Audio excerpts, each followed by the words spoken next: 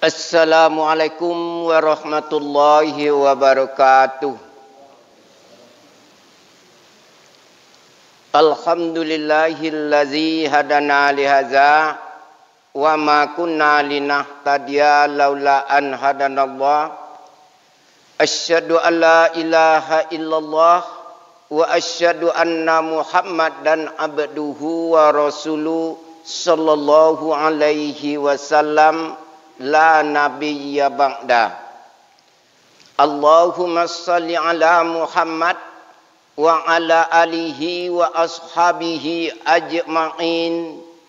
Amma ba'du fa ya ibadallah ittaqullaha haqqa tuqatih wa la tamutunna illa wa antum muslimun. Puji syukur marilah sama-sama kita aturkan kepada Allah Subhanahu wa taala yang telah memberi nikmat kepada kita semuanya. Dengan nikmat yang diberikan oleh Allah kepada kita, kita telah sanggup bersama-sama untuk melaksanakan kewajiban kita terhadap Allah Subhanahu wa taala dengan melaksanakan solat subuh berjamaah. Selawat dan salam tidak bosan-bosannya kita kirimkan kepada junjungan kita Nabi Muhammad sallallahu alaihi wasallam dengan ucapan Allahumma salli ala Muhammad wa ala ali Muhammad. Bapak-bapak, ibu-ibu sidang jamaah subuh yang berbahagia, sebagai Umar bin Khattab membicarakan, menyampaikan kepada kita umat Islam ada 10 macam keuntungan daripada ilmu. Aku dah hadis dari ibu-ibu je pak-pak. Umar bin Khattab menyampaikan ada 10 macam jenyo keuntungan daripada ilmu. Jadi kepada kita yang berilmu, ilmu man aradad dunya fa'alaika bil ilmi, man aradal akhirah fa'alaika bil ilmi. Siapa dunia perlu dengan ilmu, mengharapkan akhirat perlu dengan ilmu. Contoh nanda ke ibu-ibu jawab pak-pak, solat perlu dengan ilmu. Kadang-kadang ada orang solat bagai lah duduk, ndak ada duduknya pakai tamak nina, langsung tegak sekali. Nyo disuruh diperintahkan oleh Nabi tamak nina, ada duduk awak seketek. Kadang-kadang ada sebagian disikol dak tedongan dari ibu-ibu je apa-apa. Membaca bismillah. Ragu awak dia kadang-kadang nyoy membagai tagaso. Bismillahirrahmanirrahim. Alhamdulillahirabbil alamin. Bacaan bismillah ko ya nang kata dongen dia awak seorang. Nang kata dongen dia awak seorang bacaan bismillah ko ya jangan sempat mengganggu awak berjamaah, mengganggu kepada tetangga do orang dan doki awak. Anyak nang kejadiannya sekolah dak. Tu perlu kita tu ilmu tu dia. Ilmu Korea adalah sebagai pedoman hidup bagi kita. Yang pertama, ilmu Korea berbuang, ilmu adalah warisan daripada Nabi, sedangkan harta warisan daripada Korun. Korun kau tak seketik kekayaan dia. Dia nunto membawa kunci gudangnya. Betul kekayaannya. Tapi kekayaan Korea akan diminta pertanggungjawab oleh Allah Subhanahu wa taala. Yang pertama, ditonyo Nabi surga, olumbagali togak lega, olumbagali kita cik je lega di padang mahsyar sekian banyak manusia, togak kita seorang-seorang. Hartamu dari mana kau dapat, ke mana kau habiskan? Orotoe dari mana, dope ke mana bobin? Itu ditanya tenolah seorang satu persatu. Tapi kalau dapat dapat secara tidak halal, tanggunglah resiko. Itu 6 pertama. Sudah tu di tubuh kita dari mana dapat ke mana dihabiskan. Untuk melonjak-lonjak di dunia je. Kan ada lah orang dia dah rasa duit dah akan mati Labi je dek perkara dunia. Sebut dunia ko ad-dunya bahrun amid. Dunia ko lautan luas. Tu yang pertama di ibu-ibu. Rotoko warisan daripada korun. Pandailah kita di mana yang halal yang akan dapat. Di mana akan dapat dapat secara halal. Dapat dapat secara tidak halal. Akan dipertanggungjawabkan kepada Allah Subhanahu Wa Taala. Atu cik roto di tubuh ibu-ibu dipertanggungjawabkan. Ilmu dari mana kau dapat, ke mana kau habiskan. Tu perlu dek kita di ibu-ibu. Dan kedua, ilmu selarang yang berharta menjaga akan hartanya. Orang balemu dijogo dek lemu korang. Pagi jagolah bu, jenyo lemu. Pagi jagolah pak, jenyo ilmunya. Sedangkan haroto dijaga oleh orang yang punya harta. Cubalah kita petang ke musim dengan cik celok jawin, celok kambiang ke. Tak lolok, tak dongen, atau lalu tengah malam. Pada atau dari Jakarta dia nyulah duduk dia. Pasal ni lori ni je jauhi. Tapi kalau orang berilmu, subuh dah lama lagi jago dengan seorang lolok dia. Kadang-kadang piti banyak takuinya ba'da tu kadang-kadang zakat tidak dikeluarkan. Kalau zakat tak dikeluarkan ibu-ibu je pak-pak, ada harapan solat tidak akan diterima oleh Allah Subhanahu Wa Taala. Aqimis solat wa atau zakat, dirikan solat, bayar zakat kalau harta mencukupi. Kelebihan orang kaya pula. Nanti koneng dia bisa diboli. Kalau si miskin, dia tak dapat dia menjadi amal dia tu tak dapat. Ia piti tak dah. Orang boli kan yang piti dia. Cuba bayangkan ilmu kau dijago oleh orang yang punya ilmu. Kalau orang tak balemu, dah ada dia jago dari ibu-ibu je pak-pak. Mati kita je nyon dan tak berilmu kan mati sama je teronak je binatang. Diminta bertanggungjawab oleh Allah Subhanahu. Terkecuali nandakkan kone hisap, nandak kone perhitungan, walaupun sesumui lah putih orang gilo. Ad-dinu aklu, agama ke.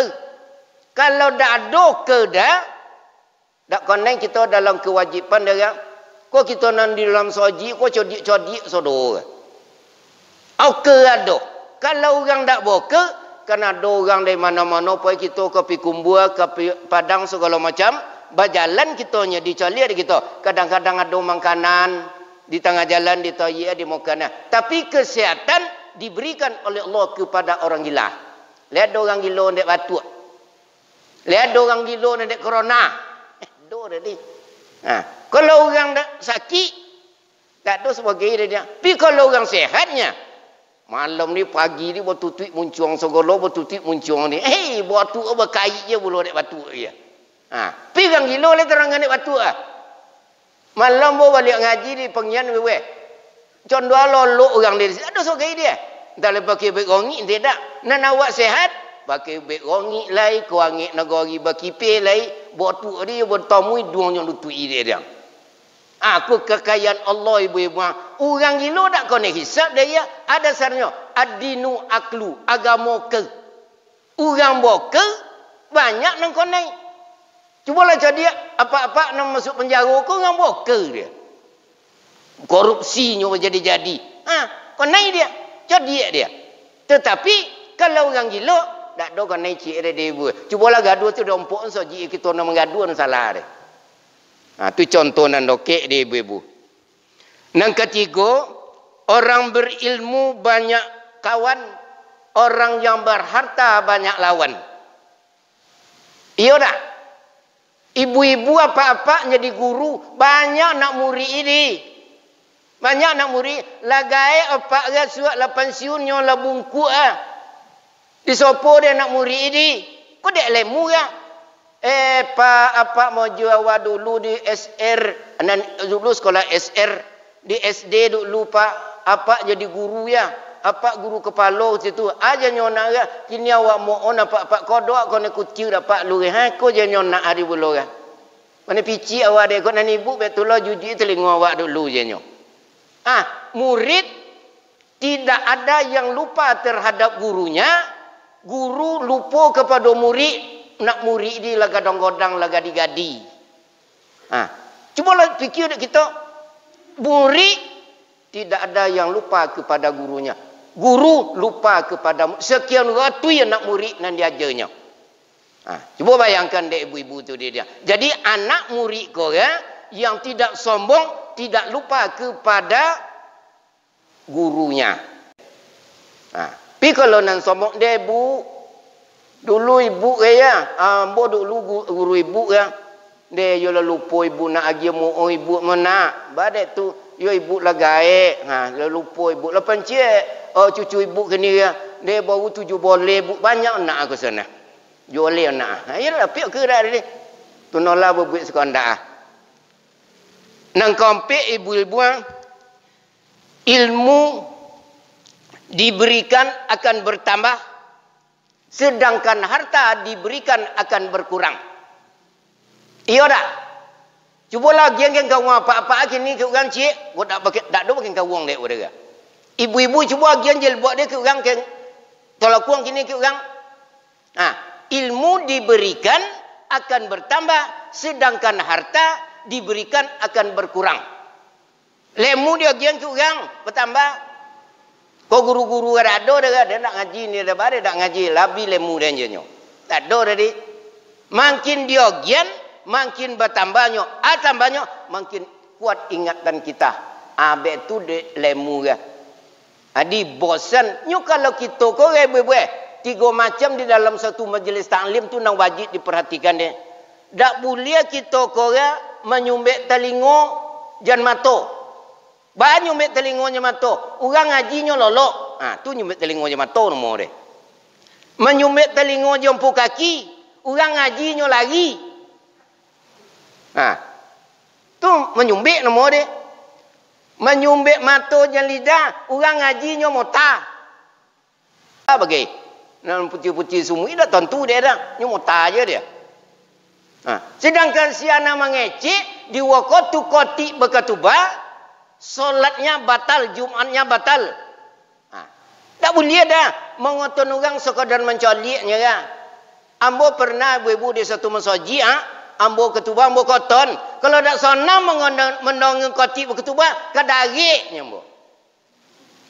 Ragu orang dia. Namun dia mengecek khatib sendiri. Itu undang-undang soji, undang-undang ketubah deh. Kadang-kadang orang ketubah lakangnya ketubah mukanya ketubah lakang. Itu undang-undang kini kan lagi Jumat kini ya. Ilmu sering dipanggil alim ulama. Orang berilmu sering dipanggil alim ulama. Atau ibu-ibu segala macam dipanggil. Orang berilmu banyak kawan, orang yang berharta banyak lawan. Kalau orang berilmu banyak kawan, orang beroto banyak lawan. Dan si anak kayu dan dika jenyo la bungkuk tu dan cekai kayu cekai dengkau jenyo. Diuji aja juang ade. Nang seorang tan tu kayu peragi di jenyo. Ya dua dia kayu cekai cek, kayu migi cek. Kayu cekai nan dak mu beragi. Kayu peragi, yo bona peragiannya. Tu kayu itu kegunaan daripada harta. Nang keenam ibu pemilik ilmu, pemilik ilmu akan dapat syafaat, pemilik harta akan diminta pertanggungjawab oleh Allah Subhanahu wa taala. Itu je umar. Pemilik ilmu akan dijaga oleh ilmunya, pemilik harta akan diminta pertanggungjawab oleh Allah Subhanahu wa taala. Koroto orang ilmu diberikan tidak akan habis, sedangkan harta diberikan akan habis. Orang berilmu, orang berharta memerlukan tempat, orang berilmu tidak memerlukan tempat. Cubalah anak-anak ibu-ibu balik kuliah dari sekolah dari Kairo, dari Mesir. Tu buat yang gudang cik. Kau dek buat gudang baru lo tek. Pak, buat dek buat gudang baru lo pak ya. anak dia kembali malah selesai kuliah di Mesir tanah. Tuntuan kau unora untuk gudang lemu. Ledo. Tak ada dia. Panggillah ustaz dari Padang, dari Mak. Tu kan ada panggil ustaz dari Padang sekali. Tak ada cik dah. Tak beri puso dia ili kau dah. Kau puso sebanyak gini ya. Itu ustaz dari Padang panggil ni tu lemu suri. Tidak. Ilmu tidak memerlukan tempat, sedangkan harta memerlukan tempat. Cubalah ibu-ibu masak padi. Sawah orang buat, padi orang berbuat sawah dia. Orang datang dia, bu, bogoni ke tengah sawah bu, padi lama selesai, kita tompi lagi, kita kombu ilai. Sedangkan ilmu, tak ada tu dia, tu kelebihan ilmu. Kelebihan ilmu tu keuntungan ilmu ko ibu-ibu. Yo bona godang ilmunya dijagonya kita. Ilmu bila disimpan tidak akan rusak, sedangkan harta disimpan akan rusak. Iya dah. Ilmu disimpan tidak akan rusak, sedangkan harta disimpan akan rusak. Lemu apabila dia gian, disimpan tak akan rusak dia. Tak semayang nang kini apa ada tu. Bismillah potang lah rosan. Ledo. Rosan bismillah pula. Tak ada kelebihan ilmu kau kan. Di ilmu kau yang perlu kan ibu-ibu.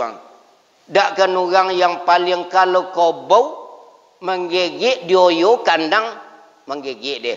Kalau manusia bertindak geger dunia dia ibu-ibu. Manusianya dia. Kalau kau bau dalam kandang kau bergodang, jauhi godang, dipauin dalam kandang. Menggigit kandang dia emperor. Tapi kalau manusia, dunia gempar dia. Itu kepintaran seorang manusia. Jadi itu perlu dek kita di ibu-ibu. Kalau kita korang memerlukan ilmu, ayo kau dak kuliah kita dak kemungkin kini lagi ibu. Kau ada wirid datanglah ke mensoji. Apalagi kini ibu-ibu. Orang lah dioban dek suatu penyakit. Ambo malam pergi takziah tong ke pengian ibu-ibu. Turun ambo sembahyang Isya ambo di Masjid Kubra pengian. Ajanya ibu-ibu ke ambo di mapak takziah situ. Pak janyo tu kone penyakit di pak janyo. Penyakit apa? Penyakit mati ambo. Tu al-fitnatu asyaddu minal. Kalau penyakit kau datang ibu-ibu berbagai penyakit datang kepada kita mensoji jangan ditinggal itu kunci ya. Beramin mensoji, bermohon di situ, solat malam awak bermohon kepada Allah Subhanahu wa taala. Kadang-kadang tabalik ibu-ibu. Penyakit menjadi-jadi, segala menjadi, sudah tu mensoji kunci. Maaf kau ibu-ibu jawab apa-apa. Datang mela penyakit dia, mensoji kau rumah Allah. Datang be kau gompo, dia impo kita sodo, fisabilillah mati sakit. Aku lari dari mensoji. Tak payah kat mensoji kerana wanci kau. Tuan. 3 bulan dalam pawi ibu 3 bulan dalam pawi ibu. Lah tahun tu nangkan soki dia. Nangkan jodoh. Nangkan mati. Kita menopat dia jo lah ibu-ibu jo pak-pak. Ada nangkan mati di siko. Ada nangkan mati di sinya. Ada nangkan mati. Tak bisa orang mau ubah ketentuan daripada Allah Subhanahu wa taala. Tak bisa manusia mau ubah dia. Siapa paling tinggi pongke di Indonesia. Tak bisa mau ubah dia. Ketentuan daripada Allah Subhanahu wa taala. Qul huwallahu ahad. Allahus samad. Lam yalid wa lam yulad wa lam yakul lahu kufuwan ahad. Qul katakan ya Muhammad tonala kau cie tidak beranak dan tidak diperanakan, tidak menyerupai barang sesuatu. Fa'alu lima yurid. Allah berbuat sekehendak. Aja ni rogon juga mati-mati malah. Mati awak fisabilillah. Pi sembahyang idak segala idak tu lah mati dalam kekafiran nak jadi. Mati dalam takwik, mati dak pada awak lah dia. Cuba bayangkan. Makin datang bencana datang, makin segala datang kepada kita, diuji kita oleh Allah. Berdoakan diri kepada Allah, perbanyak membaca Quran, perbanyak hubungan silaturahmi. Cubalah bayangkan deh ibu-ibu kok mati gitu kan tu tak ada lah dia. Yang kita amalkan waktu di dunia, itulah yang akan menyelamatkan kita. Yang ke-9, ibu-ibu, pemilik ilmu dipanggil oleh Allah, sedangkan pemilik harta dipanggil dengan hari dengan penetapan hartanya. Yang ke-10, ibu-ibu, orang berilmu akan diminta kekekalan dalam hatinya, sedangkan orang yang berharta akan di dalam keraguan berkepanjangan. Orang balemu lah dokeknya sakit-sakit nyo yo bona yakin yo beribadat dak lama dia. Orang banyak sama je dan berpulang ke rahmatullah. Sedangkan orang baroto mati dan siana ke pekomi roto dia itu nanti kandang dia nya. Kalau orang berilmu zikirnya sakit dak tolok dia segala macam zikir kepada Allah Subhanahu wa taala, orang nanggae banyak hartanya merogun sia nak pekomi roto dan lagajanya tu nanti beroguna dia. Ata taulah dia cak odek malaikat lah ditayi ongok mati di dalam keraguan. Jadi mudah-mudahan kita ibu-ibu kalau berilmu kok datang dah ada wirid kan tiap kemari mo koton. Tak sekali-sekali yang mau kemari. Siana datang pe menongang wiri. Solat sunat 100 rakaat. Pe duduk-duduk pe munju-unju jonya. Semayang 100. Jangan kan tolok semayang 100 dia. Aku sobontek ikhlas awak datang dari rumah awaknya. Cubalah bayangkan. Cubalah bayangkan dek ibu-ibu je pak-pak tu dia. Solat awak sendirian. Di rumah awak, kau Nabi tidak sempurna solat seseorang jiran mensoji yang solat di rumahnya. Kau maaf ibu-ibu jawab apa? Bersilang kori di pintu tertabur racun di halaman yang benar wajib disampaikan. Kadang-kadang ada dia ada di pengantin ada dia ibu-ibu. Ya ayunya kan soji, bayangnya di rumah deh tuan. Seseorang akan cuba mati. Agaklah berkata godang Allah sempurna solat awak bismillah awak lebih buat imam Allahu akbar je. Letak kau mil bismillah sempurna kau lega lantaran berjamaah. Sembahyang awak seorang. Lah keraguan berkepanjang ya. Kadang-kadang bismillah sampai ke walat dolin amin. Tak tahu tu ni bocor solat sendirian kita digadu tahu dek ubili ya. Kalau seorang sembahyang ibu-ibu sama je ayam. Ayam kalau menciuk-ciuk siku lagi nak kijang ayu dia. Manusia kau solat sendirian ragu, kadang-kadang cucu main bau, kadang-kadang cucu di tek punggung berbagai macam. Pi kalau nandokek kita ke masoji, siapa kau mau nuan soji awak lai? Siapa kami sin soji kita lai? Bencana aja ini. Kadang-kadang dia ya buat 3 sekali menyolatkan jenazah. Ton di masjid apa? Tabuju mai 3. Pelajar itu kematian tak menjadi perhatian kepada diri awak. Cubalah bayangkan ibu-ibu. Kalau lah mati ayat yang dibocor dari Pak Imam aku, Rabbana absarna wa sami'na farji'na na'mal solihan inna muqinun. Ya Allah, ya Tuhan, kadori en lambo, ambo kan soleh, ambo kan taat beribadat, ambo kan bersedekah. Awak dah lolo, awak lah balik ke kampung awak, ke negeri awak, Sukabumi, jorongnya balik papan. Nang kena baca. Di waktu di dunia dah ada lengah segala-gala ibu. Cubalah bayangkan. Mudah-mudahan dalam penyampaian yang pendek kau ya, ada manfaatnya bagi diri ambo dan kita bersama-sama. Assalamualaikum warahmatullahi wabarakatuh.